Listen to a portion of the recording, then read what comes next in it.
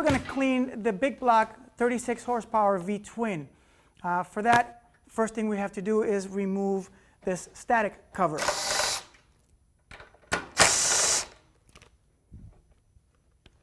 Next, we're going to go ahead and remove the rotating screen by removing the 3 T30 Torx.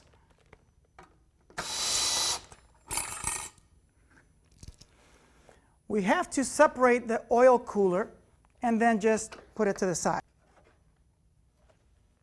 All right, now we have to remove the air cleaner by removing this bracket. We'll need a 12mm for that. We'll go ahead and remove these 2 bolts holding it down.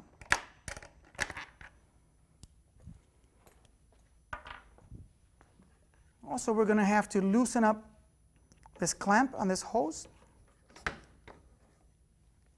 Now we're going to need to loosen this bracket and pivot it backwards so that we have access to this cover.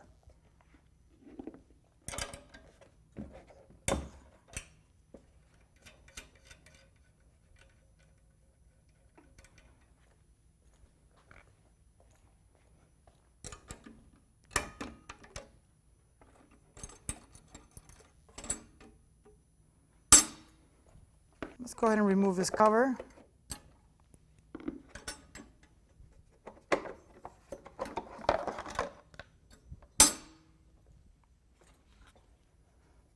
Next, you're going to want to make sure that there's nothing holding this blower housing down.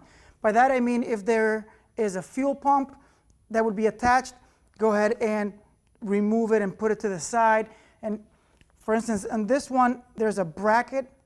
Let's go ahead and remove that so that we can then have access to remove the blower housing. Now we're going to have to remove these blower housing studs.